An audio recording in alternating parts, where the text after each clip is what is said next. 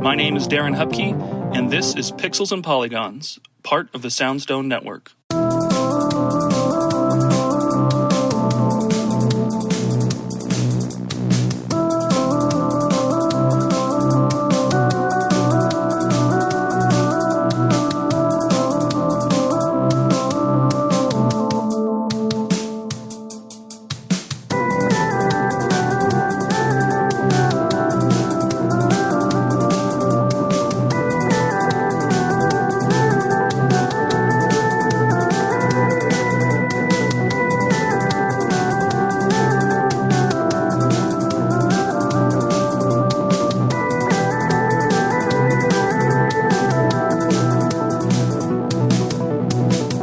Welcome to a new episode of Pixels and Polygons. I am Darren Hupke, the host of the show.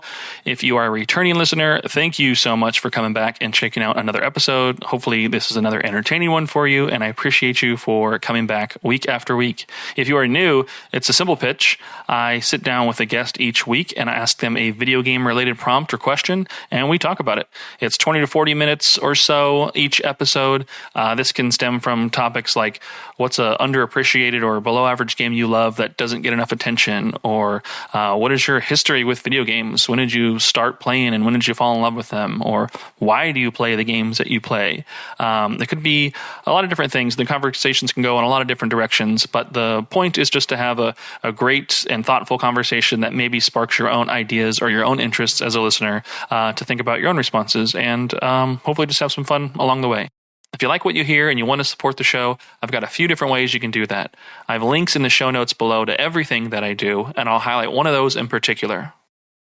32-Bit Library is a retro gaming book series for nostalgic gamers. Each volume is a curated retrospective of games from the original PlayStation library. Every game has a written entry discussing its development and what made it special, rather than a generic review. Multiple screenshots from each game highlight key moments and refresh readers on these classic titles, and every title features a giant double-page screenshot for added visual flair.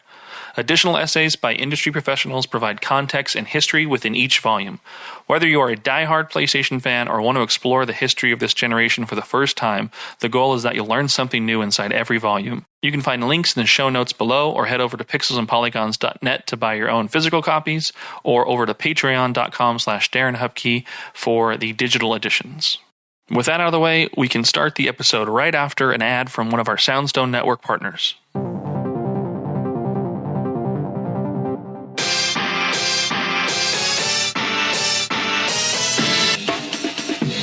Listen to Flashback 64, the chronological Nintendo 64 podcast. Hosts Gooey, McKenna, and friends flashback to the 90s and early 2000s with a look at the Nintendo 64's catalog and its contemporary cultural and historical context. Starting with the console's launch titles and proceeding in release order, we discuss classics like GoldenEye, Super Mario 64, and Star Fox 64, as well as some not-so-beloved games, lesser-known titles, and everything in between. Along with game-specific deep dives, we also cover other bits of pop culture from the time, like films, music, and more. Subscribe wherever you get your podcasts.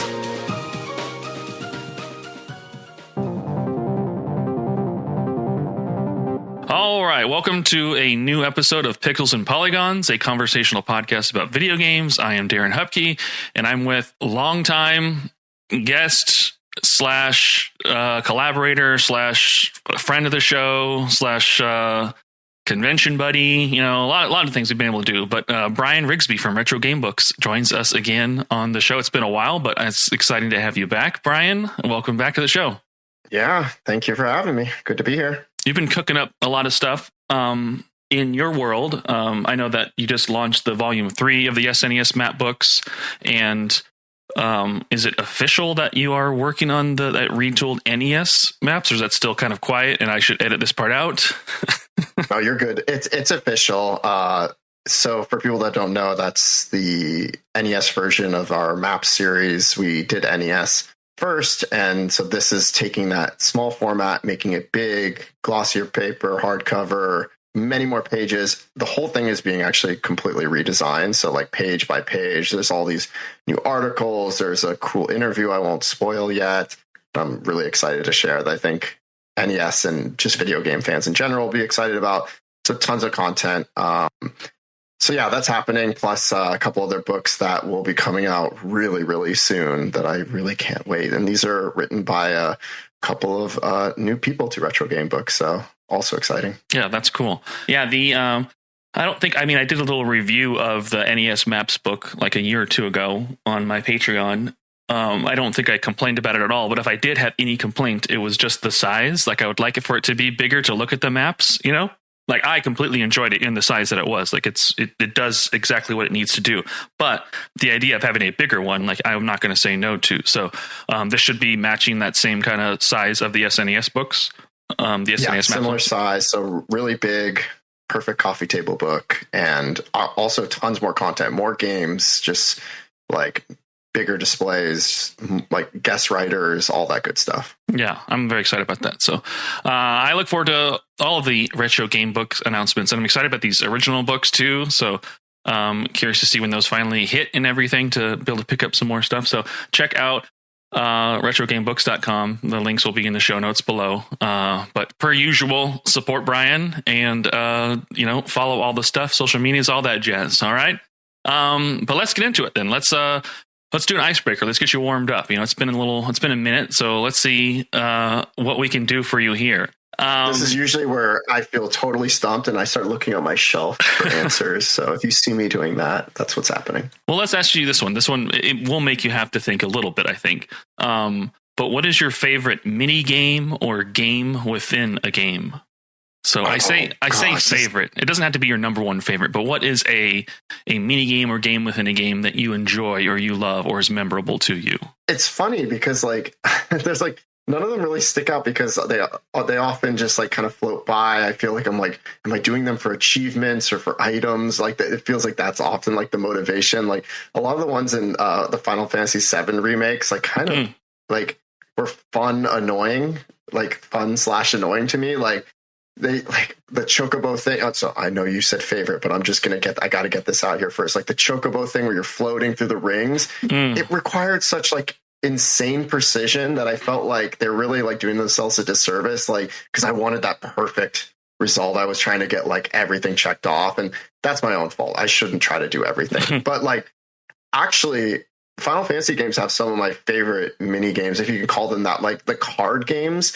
So what is it? Queen's Gambit in Final Fantasy VII remake or rebirth or whatever the last one was, that should be its own game. Mm-hmm. That is so cool. Also the card game in, I think it was Final Fantasy X, it was a little more simple, but it was this fun card game as well. I'm pretty sure that's one where it was the cards, and they're adjacent and they're kind of doing a little mini battle and trying to take over each other. I have to replay it. It's been forever, but I really like that kind of stuff. Mm-hmm. They lose me, I think, when they're trying to get a little too involved. The Horizon series, or the last one, I think it was, they had kind of a chess game type thing. And I'm this is too much cognitive overhead. I don't have the headspace for this. Another one just came to mind. I think Celeste had kind of an even more retro version of the game within the game, which is super cool. And then I'm still playing Cyberpunk, so that's just top of mind. Not my favorite, but they're just an interesting. I love the game within the game type thing where you go up to an arcade cabinet in the game and you're playing the arcade cabinet, and of course they're always more retro than the game itself, which is kind of a cool twist. So those are some of them. Yeah, those are some good examples. Yeah, I think that Tetramaster was the Final Fantasy card game from 9, right? Wait, I can't remember. No, I thought 10 was the one I'm thinking of. But 10, I don't 10 know. would have been 10 would have been the Blitzball, that's the PS2 3D one. So I think 9 was the one with Tetramaster, but 8 kind of did a version of that too, but with less cards on the field. I think it was a grid of 9 instead of a grid of 12. Or whatever that, or 16. I think they doubled up. I don't know. But they made that when I was playing Final Fantasy 11 online, the play online service that you had to log into to then go into play Final Fantasy 11. Square had intended for that to be this main hub for all these different platforms and projects that they would ultimately do, but they never did. And the only other game you could play was an online version of Tester on there as well, that was kind of interesting. And now I believe you can play that in Final Fantasy 14. I think they have like a gold saucer area in 14. It's been years since I played that, but I think I just remember reading about that. But I think you can play that in that game too. So I like a good on its own one and done like simple mini game, which Final Fantasy does like plenty of, and even like that remake and what was the second remake called? Part 2 of the remake. Rebirth. I've been making so many jokes about what I think the third one is going to be called that they all just like blend together. And I looked, it looks like, it was Final Fantasy 9, and Blitzball, not my favorite. So I did not mean that. I do like Blitzball, but the Rebirth, that's the second remake of 7, second part of the, whatever. Anyway, that had a ton of great, like little, like simple mini games. Even the, that like tower defense style one that like re-envisioned like that Phoenix tower like thing. Like I really liked those as well. But Queen's Gambit, of course, is awesome. And they've, I guess, recently confirmed that they're going to have that continue into the third chapter or the final part of the remake trilogy or whatever. I didn't know. Whatever. Just give me that last part. Give me more. I'll take it and I'll play it. I'll love it. But fun. Those are some good examples, I think, for sure. Okay. Well, the show for 2026, this is like my new season, so we don't do any more this or that. So we want to have a little bit more time having some conversations about the main topic. So, and you picked, one of the ones that I'm actually interested in being able to talk about and everything too. But the question we want to talk about today is, what do video games mean to you? So why do you play the games that you do? Do you have favorite genres or styles? But what is it about video games? Why do video games matter to you, Brian? Yeah, so love these kind of big open-ended questions because I know there's no right or wrong answer. I think about this kind of stuff a lot, probably more lately than I did when I was younger. Like when you're young and you're playing games, like what they mean to me, at least then, was this is interesting new technology. My friends are curious about it. It's flashy. It's attention grabbing. Like there wasn't necessarily like a deep meaning to that. It was more about engagement, relationship building also, because like you play with your friends and it's like a way you connect in different ways. And it wasn't the only way you played, right? It's supplemental to everything else you're doing, throughout your days, weekends with your friends. But then, as you get a little older, you realize like, oh, actually, like, sometimes they actually are teaching me some skills. Like I still think about like the way I read real maps, like kind of go back to like the way I would play a game like Sword of Vermilion. It was like, up is forward. And what does that mean? And north is always up. And like, I know these things seem so primitive to us, as adults, but like they were meaningful for me then. And like, just like what it meant to discover things and all that kind of stuff, like understanding how to understand a map. So I owe it to that for whatever that's worth. But like, as an adult or as I get older, like I think about this all the time. Like I was saying, like I try to balance my life with like, there are things I need to do and there's things I want to do. And like the things I want to do should be fun. They should be entertaining. But they should also give me like purpose and meaning in my life. And at the same time, entertainment, which is what often games are, as well as, books and TV shows and travel, etc. Like they should give you, an escape or a way to kind of like relax or, have less stress in your life. And that's purposeful in itself. And so I always have this internal debate about like, is this a waste of my time? Is this a good use of my time? I probably overthink it, to be totally honest. And then sometimes I think like, I'll be playing a game and then I'll think, oh, shouldn't I be doing something productive? Is this not productive? Is this not? And then I'll start doing something productive and I'll think, oh, am I grinding too hard right now? Shouldn't I relax and just play a game? And I oscillate between those two feelings. And again, not a healthy way to think, but I think I do that. I mean, as far as like what I get out of them now is like playing the old games, you get that nostalgic itch, which can be bittersweet, but like mostly sweet, I think. And also like, there's something about the way it like challenges your brain that I think is important, obviously in limitations, solving a puzzle. And, I don't want to dip into the difficulty category too much, that you have, for future topics, but like everyone always wants like just enough level of difficulty in their life, I think, right? Where like, you feel just challenged enough that you're like learning something. And then when you accomplish it, it feels good. If it's too easy, what's the point? If it's too hard, you're frustrated, you walk away.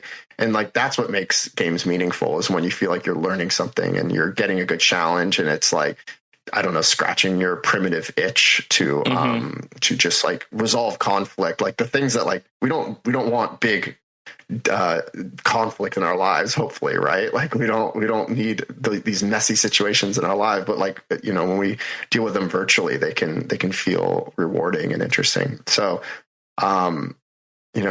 I've also grown to appreciate story more as I get older. I think it was all about the gameplay and like the fun, and obviously the fun factor is essential in a game. But I get stories from books, I get stories from games, I get stories from TV shows. And I just love seeing like good character design and development and arcs, and just like letting me think about how that makes me feel about myself and the path I'm going in my life and how I connect. I mean, it's just your classic, like, what do narratives mean to us? And games are an incredible narrative driver.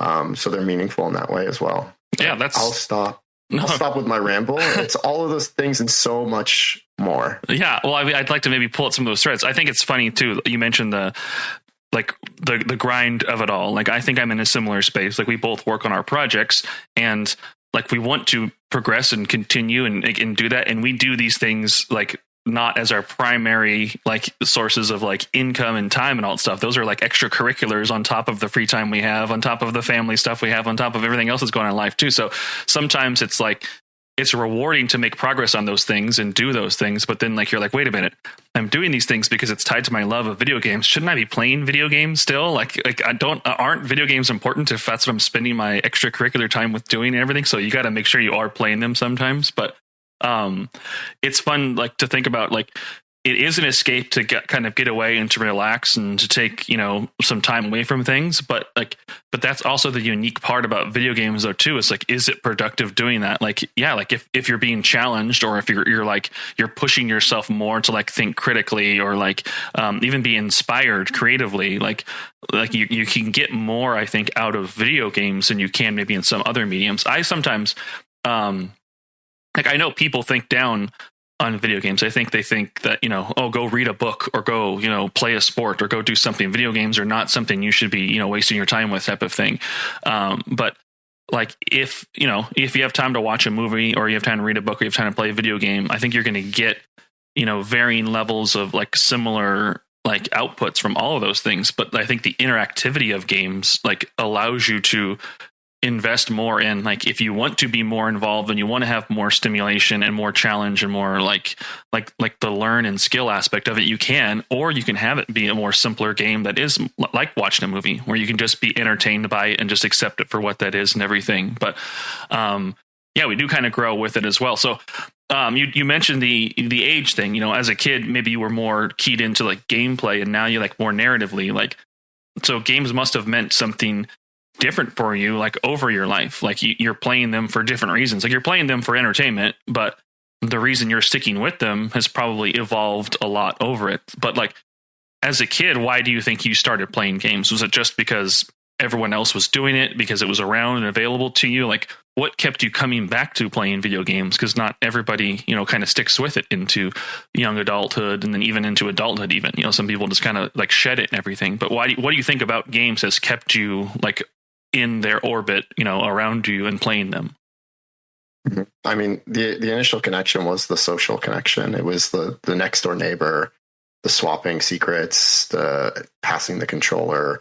And, like, to the point about the story thing, they were so primitive then that there wasn't as much storytelling. So I feel like that just kind of evolved naturally. So I always question, like, how much of it was like me getting older and caring more about those things, and the games just getting better in those regards. But it's probably a little bit of both. But like, to your question about like what keeps it kind of connected is, I mean, just throughout my life, like, yeah, it was mostly social. Like, before these games became like, pretty much like, if you're going to do something it's probably online, right? That's just how it is now. But, for the longest time, it was 2 controllers and 4 controllers.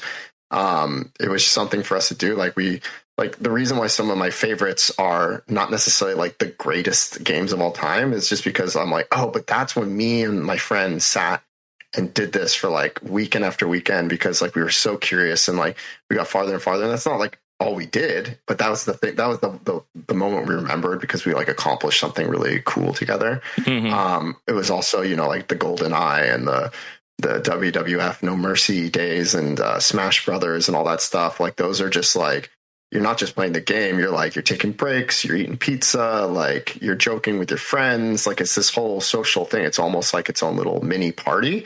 Like, again, something we've kind of lost over the years, I think, unfortunately. I gravitate mostly to single player now because, again, like the story aspect is important, but also like, you know, try to steer clear of the more addictive, never ending, you know, online stuff that is like, they're great, you know, but they scratch a different itch, which is like, you can never put me down. You know, it's like, you know, you put the ring on from Lord of the Rings and it becomes harder and harder to take off the more you put on. So try to avoid putting that ring on. Yeah, but like, there's always a challenge. So like, again, like I mentioned, difficulty, like if that went away, it's not like, oh, I'm old enough now where like everything's easy. It's like, no, there are very hard games out there and some that, you know, like the Elden Rings and stuff like that give you like an incredible challenge if that's what you're looking for. The sense of discovery like never really goes away. Like, I think we're all curious. Like we want to see new things. And like, so traveling does that, but then sometimes like going into the virtual world can do that for people.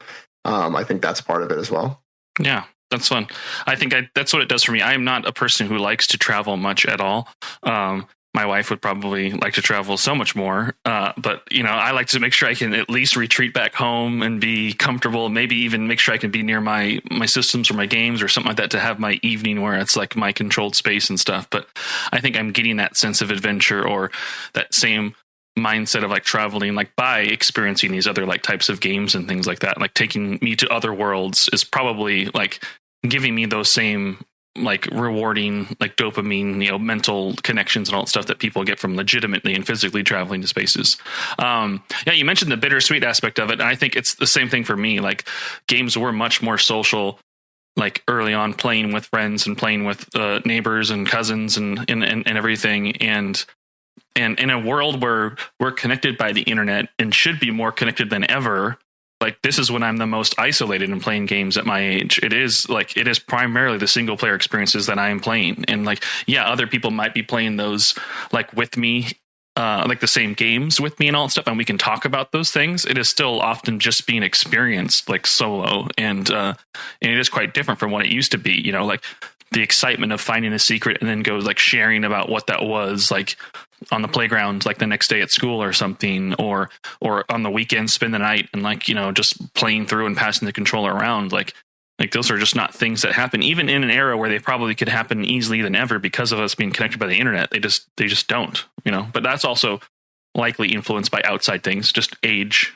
family, time, you know, the experience that we're all in. Also, we don't all have the same schedules lined up. So, yeah, but it is sometimes like thinking back or playing games that remind you of those things, playing the retro games that like, you know, remind you of that. It is good, warm, fuzzy memories, but it's warm, fuzzy memories that also come with like a little like twinkle in the eye and like, you know, the little tear forming sometimes where it's just like, oh man, like I'm never going back there, but like what a good feeling and a good time, a good memory of what it is, you know, but yeah. Well, so you already kind of talked about it though a little bit, but would you say like the genre and style of games that you have enjoyed has evolved with your age? I mean, I think it's probably an obvious question or obvious answer, you know, that it likely has, but like, have you seen that like through line for you, like with the genre and styles of games that you do play, like has grown and changed as you've gotten older? Yeah. So it definitely has. I mean, the games, again, like we said, like they've changed themselves, but most of the core genres, what we're used to, have been around for like a long time. Like, used to be much more interested in like FPS, like online games and stuff like that. But like I've always been hooked on like, you know, your classic like RPG, even like turn-based ones still appeal to me because like I was thinking recently about like, what's my favorite Dragon Quest / Dragon Warrior game? And it's like, I don't really have a favorite one. I just really like the series because like when you play a game like that, like, and this has been true from when I was younger and till now, is like, it just feels like everything's kind of cozy and rewarding in it. Like everything just kind of clicks. It flows in this kind of smooth way. So like, that stuff has never gotten old to me. Like the sounds and the sights and like the rewards in it, it all just like kind of comes out at this perfect pace. But not one of them is like more important than the other to me. And so like, I'm totally drawn to that. I mean, but for the most part, like what I'm mostly into are like, again, those single player experiences that like have like great combination of like great story and just enough difficulty in the game that I feel like I'm doing what I need to do and I'm using my brain and there's not some annoying helper thing telling me what to do all the time kind of stuff. Drives me crazy. It doesn't have to be like an Elden Ring type thing because those are so just like opaque and punishing at times. But like, yeah, I mean, never lost track of the Resident Evil series. Still good with me.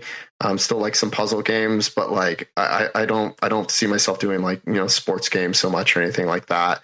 Again, no online kind of stuff anymore, but yeah, mostly RPGs, action, that kind of stuff. Yeah. Fun. Well, I mean, I'm sure everyone's going to have a different answer to this question, but it is just kind of fun to think about that and just kind of put your head like, you know, like, why do you play the games you play? Like, what do games mean to you and everything? And, you know, they're all for fun, all for entertainment, but like what drives us and connects us to them and also what it inspires us to do outside of them. It's different for everyone. So I'm excited to hear this question to get answered by other folks as well. But thank you for sharing your response there, Brian. That's it though. We did the thing. We made the episode. Though we had the conversation. I will have the links to retrogamebooks.com and just social medias and stuff in the show notes below. But anything you want to plug or share before we wrap up the episode? Nope, that's it. That's all I do. Makes it short and easy. Yeah. All right. Well, Brian, thank you so much again for coming back on to the show. Of course, we'll have you on in future episodes. It's always fun talking with you. But everyone else, have a great afternoon. And Brian, have a good one. Bye. Hello, we are Kirby Conversations, a podcast on Kirby, along with other adjacent subjects like Smash Brothers, HAL Laboratory, and other related Nintendo games. In each episode, we take an in-depth, well-researched look at a Kirby topic, drawing on our decades of experience playing Kirby games, creating Kirby-related content, and working in and around the video game industry.